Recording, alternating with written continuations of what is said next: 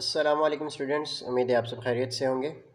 आज की वीडियो में एक इम्पॉर्टेंट टॉपिक है डायाफेंटीन इक्वेशन और नंबर थ्योरी के हम कुछ टॉपिक्स डिस्कस कर रहे थे। और ये भी एक इम्पॉर्टेंट टॉपिक है कि अगर हमारे पास a x plus B y is equals to c की फॉर्म में कोई इक्वेशन आ जाए तो उसका सोल्यूशन हम कैसे फाइंड करेंगे। तो इसकी डेफिनेशन तो मैंने लिख दी है, लेकिन मैं इसका प्रूफ जो है वो आपको ख़ुद करवाऊँगा। तो डेफिनेशन हम पहले पढ़ लेते हैं, फिर उसके बाद प्रूफ स्टार्ट करेंगे। अच्छा, सबसे पहले a linear equation of the form a x plus B y equal to c. जो आपके पास लीनियर इक्वेशन है इस तरह की फॉर्म की, उसको हम कहते हैं कि ये डायाफेंटीन इक्वेशन है। उसमें ए बी और सी जो है ये आपके पास एक इंटीजर्स होते हैं। अब अगर हमें डायाफेंटीन इक्वेशन का कोई एक सोल्यूशन पता हो, जैसे हमने यहाँ पे मैंने लेट कर दिया कि x is equals to X naught and y is equals to Y naught, ये एक सोल्यूशन है। अच्छा, इसका हम एक सोल्यूशन फाइंड करने के लिए हम लेट कर लेते हैं कि हमारे पास एक सोल्यूशन ये है। तो उस मेथड को हम कहते हैं कि बाय इंस्पेक्शन हम एक सोल्यूशन फाइंड करते हैं। फिर उसके बाद हम उसके इन्फिनिट मैनी सोल्यूशन यहाँ से फाइंड करते हैं, जो कि हमारे पास है x is equals to X not plus B by D into T and y is equals to Y not minus A by D into T. तो ये हमारे पास होती है लीनियर डायाफेंटीन इक्वेशन। सो मैं ये यहाँ पे रख लेता हूँ, आप अगर स्क्रीनशॉट लेना चाहते हैं तो ले लें। अब हम आ जाते हैं इसकी जो इसका थ्योरम है उस पर, और इसका थ्योरम काफ़ी इम्पॉर्टेंट है और ये पेपर में आ सकता है। और फिर हम इसकी एक एग्जांपल भी सॉल्व करेंगे।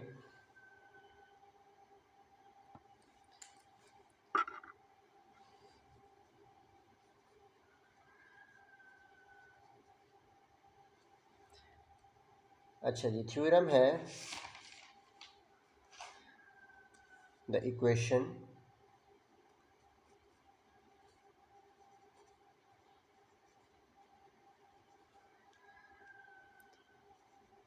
ax plus by is equals to c has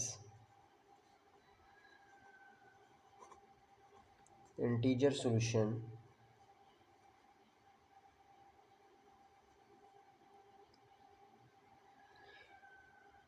if and only if d divides c। अब d क्या है ये हमारे पास, ये मैं अभी आपको इसके बाद हम करेंगे कि जीसीडी जब फाइंड करेंगे तो ये बेसिकली वो होगा हमारे पास। So d divides c where d is equals to A B. जो हम ए बी का जीसीडी फाइंड करेंगे उसको हम d कहेंगे। इफ़ इक्वेशन कौन सी है हमारे पास, a x plus B Y वाली ही इक्वेशन जो है उसका एक सोल्यूशन हमें पता हो, has one solution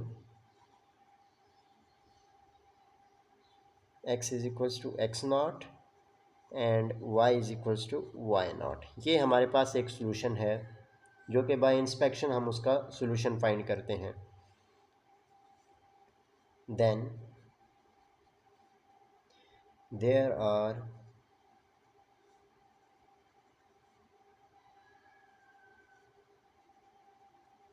infinite many solution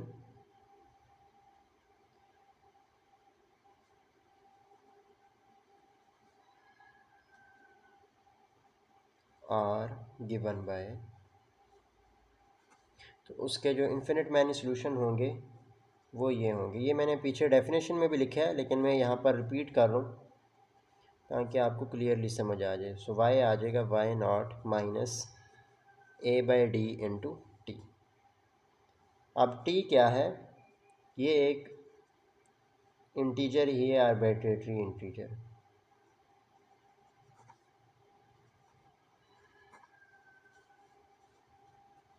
sorry, proof है, ये थ्योरम है तो हम प्रूफ करेंगे।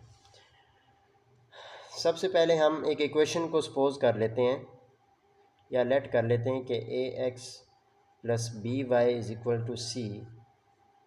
ये एक इक्वेशन है और उसको हम नाम दे देते हैं 1 का। और कहते हैं कि इसका एक integer solution has integer solution x and y। Since d जो है ये हमें पता है कि GCD होगा a का। अब इसका क्या मतलब है, इसको हम यूँ भी लिख सकते हैं कि d divides a and d divides b, कि d जो है वो a को भी डिवाइड करेगा और b को भी डिवाइड करेगा। In case d divides A x plus B Y, इस पूरी इक्वेशन को भी डिवाइड करेगा। ठीक है, तो फिर हम ये भी लिख सकते हैं कि d डिवाइड्स c, कि d जो है वो c को भी डिवाइड करेगा। तो हम जो आपके क्वेश्चंस करेंगे वो मेन यही वाली हम लेके चलेंगे जब हम इसकी एग्जांपल सॉल्व करेंगे कि d अगर डिवाइड कर रहे हैं c को, तो फिर हम उसको आगे सॉल्व करेंगे। अच्छा, इसका अब कन्वर्सली इसको हम प्रूव करने जा रहे हैं।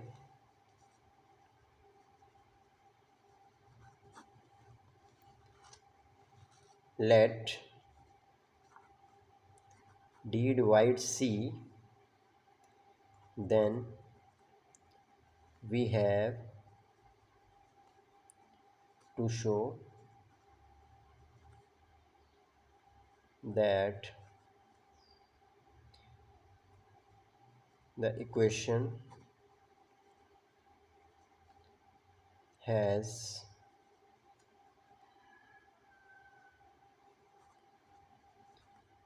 integral solution। नाउ अब हम अगर d डिवाइड c कर रहे हैं तो इसका क्या मतलब है कि c डिवाइड d, इसका आंसर एक आएगा जिसको हम k कह देते हैं। ठीक है, अब जब यहाँ से c फाइंड करेंगे तो c क्या आ जाएगा, dk, और इसको हम इक्वेशन नंबर 2 कह देते हैं।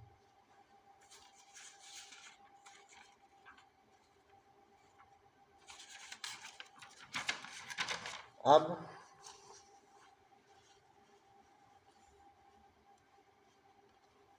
सिंस हमें पता है कि d जो है वो GCD है जो हमारे a और b हैं उसका, so there exist integer s and t, कि हमारा ये नंबर यूँ भी हो सकता है कि SA प्लस TB, कि हम s को a के साथ कोई नंबर मल्टीप्लाई करें और b के साथ भी कोई नंबर मल्टीप्लाई करें तो उनका सम जब लेंगे तो वो d के इक्वल आएगा, जब अगर तो ये डिवाइड हो रहे हैं तो। नाउ इसको हम इक्वेशन 3 कह देते हैं। अब हमें c की वैल्यू पता है कि वो dk है, तो यहाँ से आप एक काम करेंगे कि इस इक्वेशन को आप कुछ यूँ लिख लें, तो ये हमारे पास आ जाएगा d की जगह। अच्छा, मैं यहाँ से अगर d फाइंड करना चाहूँ तो c ओवर k जो है ये d आ जाएगा।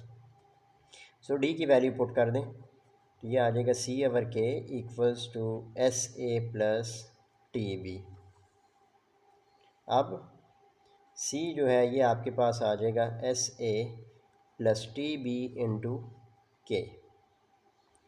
अब c आ जाएगा a, s और k को एक साथ लिख दें, प्लस b, यहाँ से t और k को एक साथ लिख दें। अब देखें हमारी जो इक्वेशन होती थी, इक्वेशन किस टाइप की थी, a x plus B y is equals to c. A के साथ जो होता था उसको हम x कहते थे या फिर आप x नॉट कहते थे, कोई भी एक सोल्यूशन है। तो मैं यहाँ पर इसको एक सोल्यूशन हम कह देते हैं कि ये x नॉट एक सोल्यूशन आ गया जिसको हम कह रहे हैं SK, और ये जो है b के साथ जो होता है वो y नॉट, उसको हम कह देते हैं ये जो है ये TK है। ये हमारे पास एक सोल्यूशन आ गया जो कि क्योंकि एक एग्जैक्ट वैल्यूज़ तो नहीं आई, हमने प्रूव क्या करना है कि जो इन्फिनिट मैनी सोल्यूशन है वो ये है। तो ये हमारे पास आ गया। तो अगर हमारे पास ये आ गया तो एस के और इनकी जब वैल्यूज़ पुट करेंगे तो आपके पास ये इक्वेशन क्या बनेगी, ए एस के की जगह एक्स नॉट आ जाएगा plus B as it is T के की जगह वाई नॉट आ जाएगा और इक्वल टू सी। तो ये इक्वेशन आपके पास बन जाएगी। अब हम लेट करेंगे for an arbitrary integer solution, let x is equals to x not plus b by D into T and y is equals to y not minus a by D into t. Consider equation हमारी क्या होती है, a x plus B y is equals to c. अब मैं यहाँ पर equation put करूँगा, अगर तो ये वाला आंसर जो है ये आपका सी के इक्वल आ जाता है यहाँ पर एक्स और वाई की वैल्यू पुट करने से, तो इसका मतलब क्या है कि ये सोल्यूशन जो है वो एग्जिस्ट करता है। अगर सी नहीं आता तो फिर हम इसको रॉन्ग कह देंगे। तो ये मैं अभी प्रूव करूँगा कि ये वाली साइड जो है वो सी के इक्वल है जब हम एक्स और वाई की वैल्यू पुट करते हैं।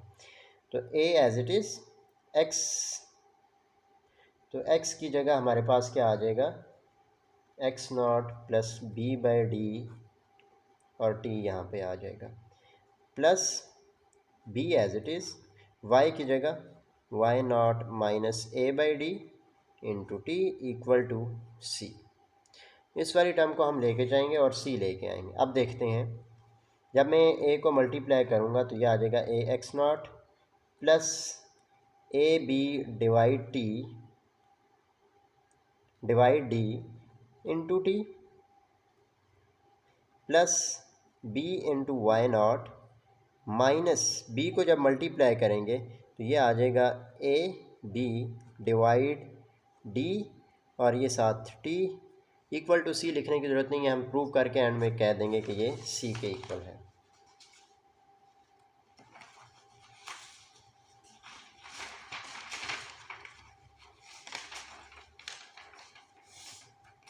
सो नेक्स्ट स्टेप जो होगा वो है मेरे पास, इसको मैं लिख देता हूँ a x not plus B Y not, इन दोनों टर्म्स को एक साथ लिख दिया। अब देखें a b divide d into t minus a b divide d into t, दोनों सेम है तो ये कट जाएंगी और ये आ जाएगा a x not plus B Y not. अब देखें हमने यहाँ पर जो थी, इसको आप बेशक कोई नाम दे दें, इक्वेशन 4 का नाम दे दें, अगर देना चाहें तो दे सकते हैं। अब आपको पता है कि by equation 4 A x not plus B Y naught किसकी इक्वल है, सी के। तो ये आ जाएगा C equals to right hand side. So ये प्रूव हो गया। तो यहाँ से हम कह सकते हैं कि this show that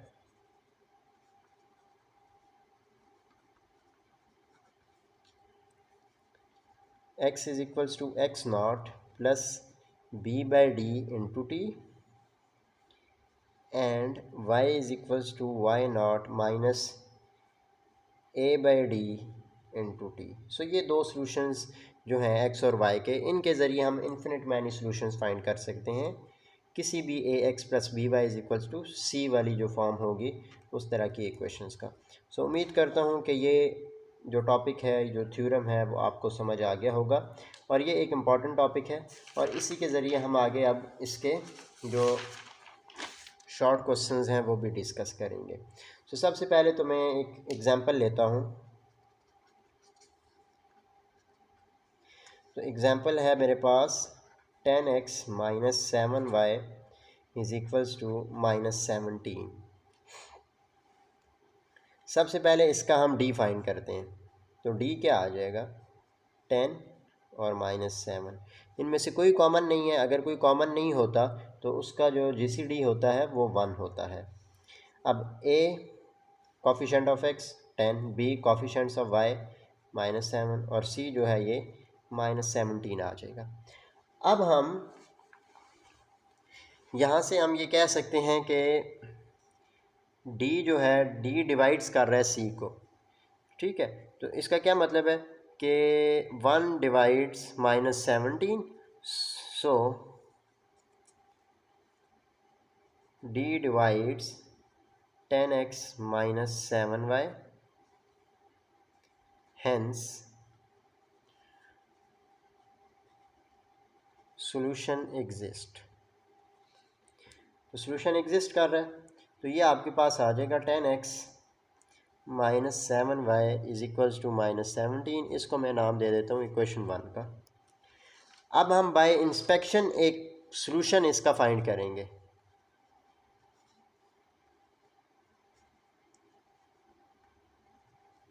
bye inspection इसका क्या मतलब हुआ कि आपने यहाँ पर कुछ ऐसी वैल्यूज़ लिखनी है यहाँ पे x और y की जगह के आंसर जो है वो राइट हैंड साइड आ जाए। तो 10 में x को -1 ले लेता हूँ और y को 1 ले लेता हूँ। अब देखें जब इसका मैं आंसर फाइंड करूँगा तो -10 -7, तो ये -17 बनेगा। तो इसको आप कह दें इक्वेशन नंबर 2। तो यहाँ से देखें कोफिशिएंट ऑफ x क्या है, -1। सो इसको हम एक कह देते हैं कि x नॉट जो है वो -1 है और y not coefficients of y, तो ये है आपके पास +1। तो ये दो आंसर्स आपके आ गए। अब हमने जो अभी थ्योरम प्रूव किया था, जो कि हमारे पास ये दो वैल्यूज़ हैं x और y की, तो ये हम यहाँ पर पुट करेंगे और उसमें वैल्यूज़ पुट करने के बाद हमारा आंसर आ जाएगा। सो हमें पता है कि x is equals to x not plus b by D into T and y is equals to y not minus a by D into T. तो यहाँ पर आप लिख दें कि all solution of the equation are, इन जो solutions जो हैं वो इस इक्वेशंस के होंगे। अब आप हमने ए बी फाइंड किया हुआ है, ए हमारा ये है, बी ये है, सी हमें यहाँ पर रिक्वायर्ड नहीं होगा तो सी लिखने की ज़रूरत नहीं है। तो यहाँ पर हमने एक सॉल्यूशन भी फाइंड कर लिया है। तो मैं ये वैल्यूज़ एक दफ़ा यहाँ पर दोबारा लिख लेता हूँ, तो फिर हम इसको पुट करेंगे। अच्छा, हमें x नॉट पता है कि ये -1 है, y नॉट पता है +1 है। इसी तरह a की वैल्यू हमने फाइंड की है कि a 10 है और b की वैल्यू -7 है, जो कि मैंने शुरू में लिख दी हुई है। तो जब हम x में वैल्यूज़ पुट करेंगे तो x क्या है, x नॉट, तो x नॉट की जगह -1 plus b by D, b क्या है -7 डिवाइड d, तो d भी हमने फाइंड किया है जो कि GCD था वो 1 था, तो ये आ जाएगा 1 इंटू टी। तो यहाँ से हम x की वैल्यू फाइंड करेंगे तो -1 -7t, ये आपका x आ जाएगा। इसी तरह जो y है वो है y नॉट, y नॉट क्या है 1 minus a by D, a है -1 डिवाइड d है हमारे पास +1 इंटू टी। सो y क्या आ जाएगा 1 माइनस माइनस, ये है a, तो a हमारे पास होता है 10 +10 है, तो 1 माइनस 10t डिवाइड 1, तो 1 लिखने की ज़रूरत नहीं है। सो ये y का आंसर आ जाएगा। सो ये आप इसके ज़रिए आप कोई भी सोल्यूशन फाइंड कर सकते हैं, ax plus B y is equals to c की जो टर्म्स होंगी उनको। अब मैं यहाँ पर एक और पार्ट करने जा रहा हूँ, now to show the equation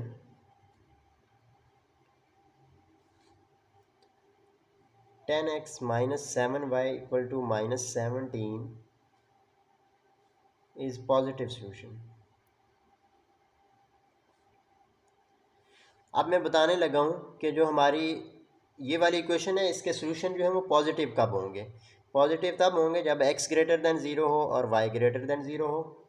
x क्या है -1 -7t is greater than 0, y क्या है 1 -10t इज़ ग्रेटर दैन 0। यहाँ से माइनस कॉमन लेंगे तो ये आ जाएगा 1 + 7t इज़ ग्रेटर दैन 0। यहाँ से भी माइनस कॉमन लेंगे तो ये हमारे पास आ जाएगा 10t - 1 is greater than 0। Minus के साइन को ख़त्म करेंगे तो ये इनइक्वालिटी जो है वो चेंज हो जाएगी, या फिर आप ये कह लें कि -1 से जब मल्टीप्लाई करेंगे तो इनइक्वालिटी चेंज हो जाएगी। तो इसको हम लिख सकते हैं फिर 1 + 7t is less than 0, 7t is less than -1 and t is equals to t is less than -1/7। इसी तरह ये 10t - 1 is less than 0, minus के साथ जब मल्टीप्लाई कराएंगे तो इनइक्वालिटी चेंज हो जाएगी। सो 10t is less than 1, t is less then 1/10। तो सॉल्यूशन पॉजिटिव कब होगा? जब t को हम -1/7 से छोटा रखेंगे, और y पॉजिटिव कब होगा? जब 1/10 से छोटा रखेंगे। सो ये था हमारे पास डायफेंटीन इक्वेशन, जो कि इम्पॉर्टेंट टॉपिक है, और इसकी हमने सबसे पहले तो डेफिनेशन पढ़ी, फिर इसका थ्योरम किया, जो हमने प्रूव किया कि इन्फिनिट मैनी सॉल्यूशंस हैं, फिर उसके बाद उसकी एक एग्जांपल की। सो उम्मीद करता हूँ कि आपको ये समझ आया होगा। अगर वीडियो अच्छी लगी तो लाइक करें, शेयर करें, चैनल को सब्सक्राइब करें। नेक्स्ट वीडियो में इंशाल्लाह आपसे मुलाकात होगी, तब तक के लिए अल्लाह हाफिज़।